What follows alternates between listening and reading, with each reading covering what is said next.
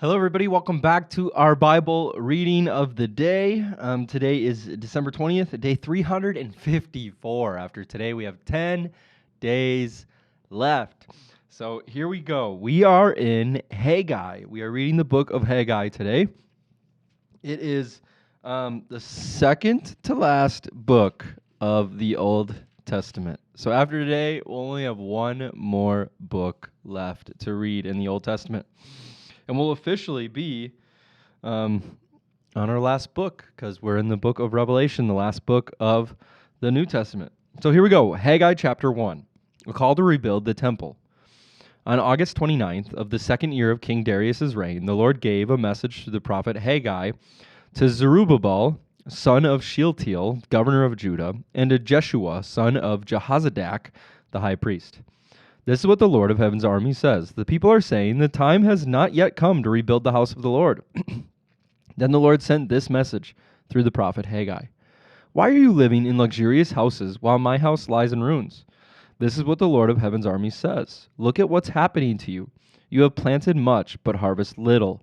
You eat, but are not satisfied. You drink, but are still thirsty. You put on clothes, but cannot keep warm, and your wages disappear as though you were putting them in pockets filled with holes.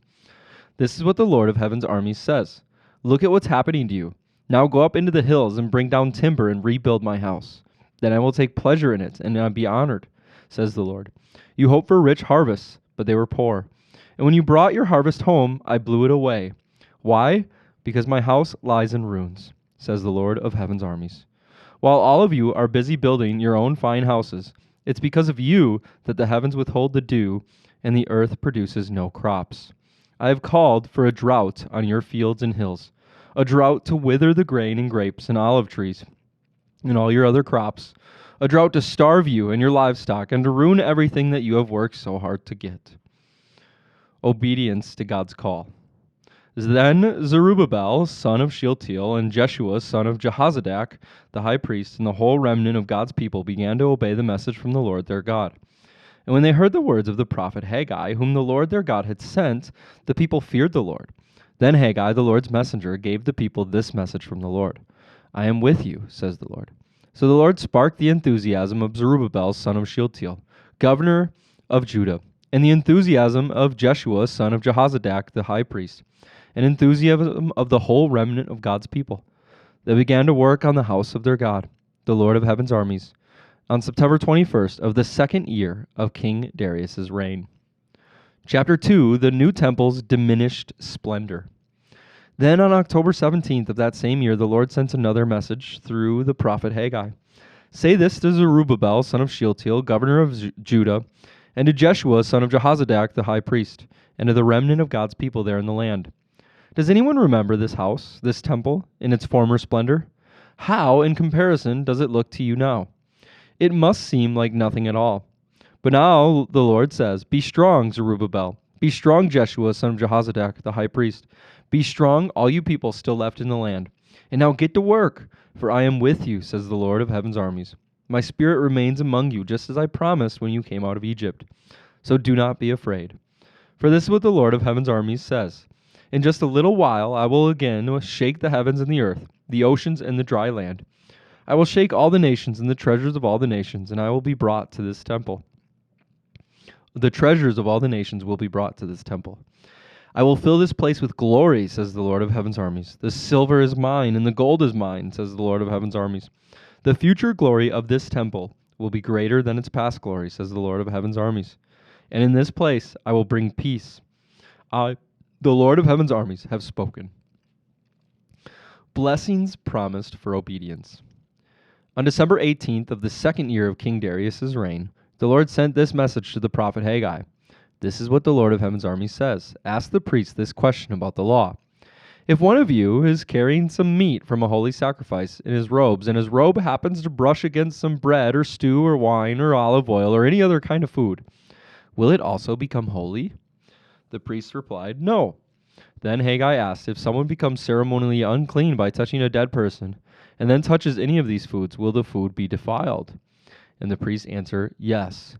Then Haggai responded, that is how it is with this people and this nation, says the Lord. Everything they do and everything they offer is defiled by their sin. Look at what was happening to you before you began to lay the foundation of the Lord's temple. When you hoped for 20 bushel crop, you harvested only 10. When you expected to draw 50 gallons from the winepress, you found only 20. I sent blight and mildew and hail to destroy everything you worked so hard to produce.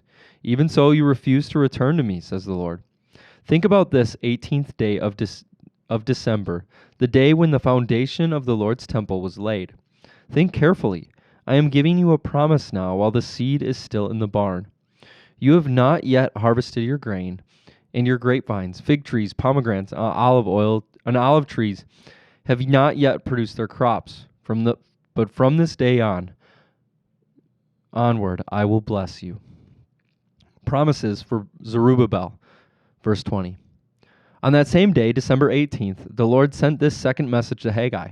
Tell Zerubbabel, the governor of Judah, that I am about to shake the heavens and the earth. I will overthrow royal thrones and destroy the power of foreign kingdoms. I will overturn their chariots and riders. The horses will fall, and their riders will kill each other. But when this happens, says the Lord of heaven's armies, I will honor you, Zerubbabel, son of Shealtiel, my servant. I will make you like a signet ring on my finger, says the Lord, for I have chosen you. I, the Lord of heaven's armies, have spoken. That must be a pretty good feeling there for him to be chosen.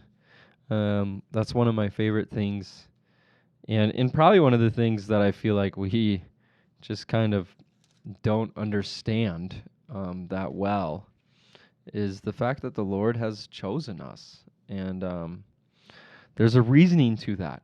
So, all right, we're going to continue reading today in Revelation chapter 11. Revelation chapter 11.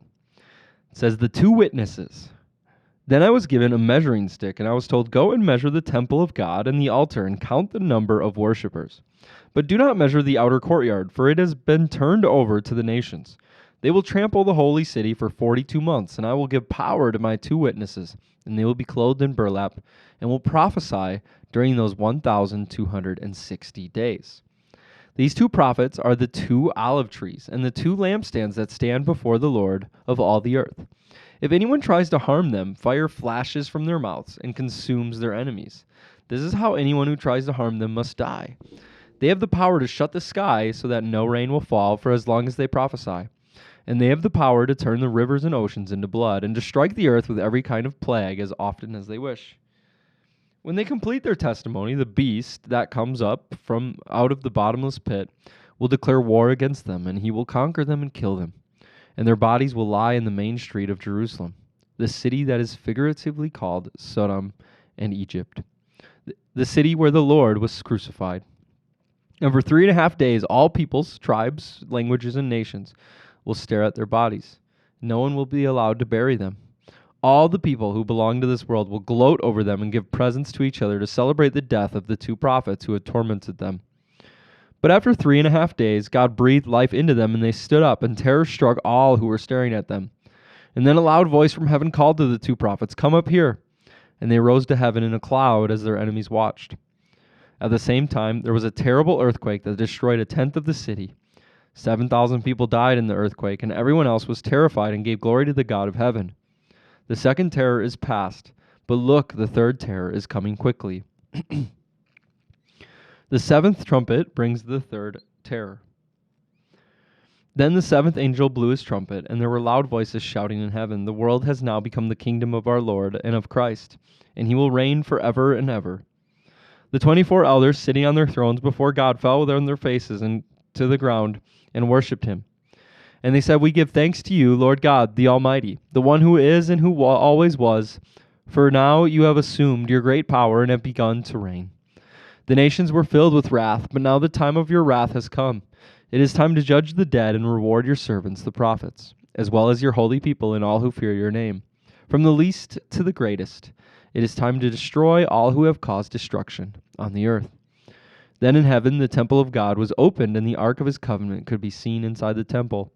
Lightning flashed, thunder crashed and roared, and there was an earthquake and a terrible hailstorm.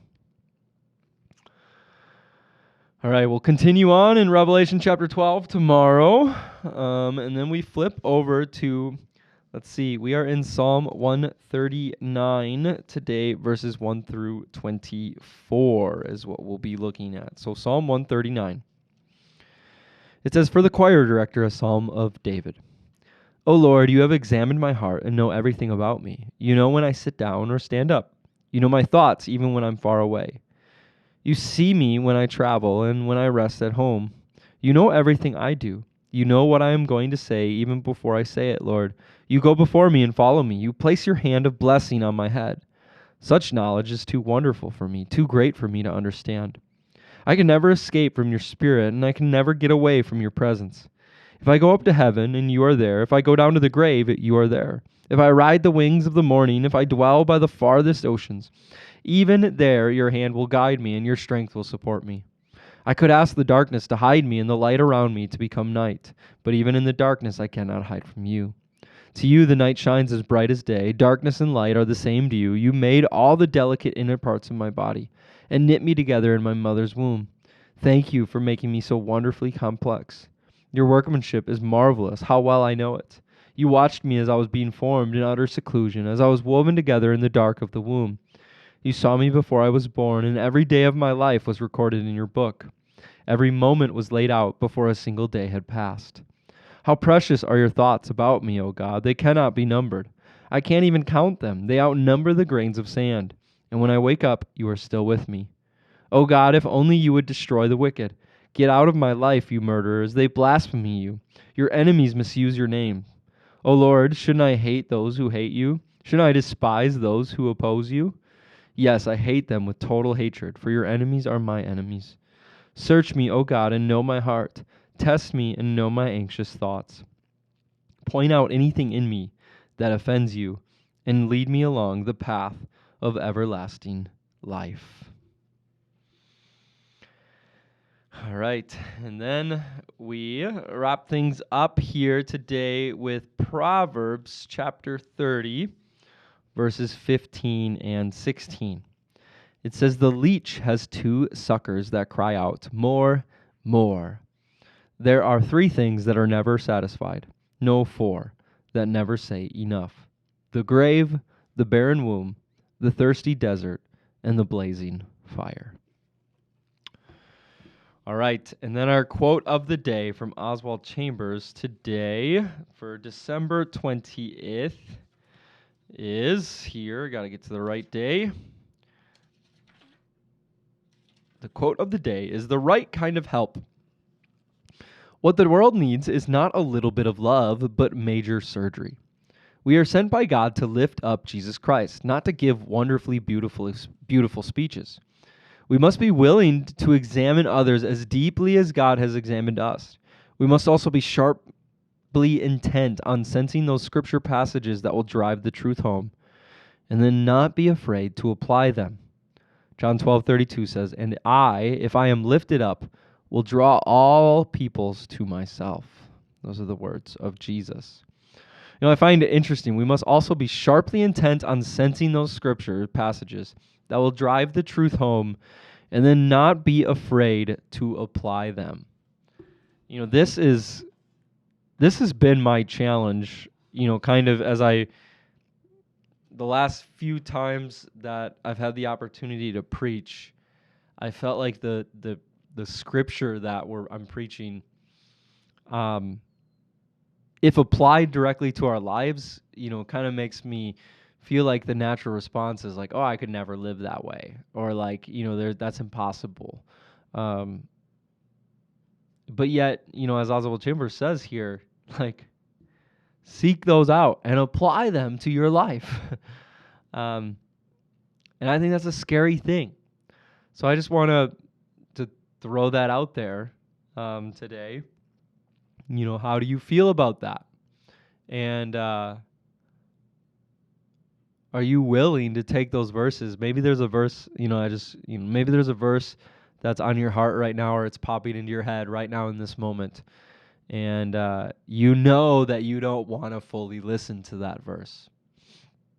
Or there's something in it, or, you're like, "Oh, culture has changed, time has changed." I just want to challenge you to go before the Lord and to take that verse. And in the words of Oswald Chambers, pray that the Lord reveals the true intent behind the verse and that you can apply it to your life. And it might hurt, and who knows what it's going to look like. But what we do know is that the Lord is and was and will always be the same, and He's a good God, and He's there for you, and He's there for us.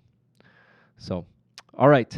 With that said, that is it. Thank you for joining us. We will be back again tomorrow with another reading, and we'll see you then. Bye, guys.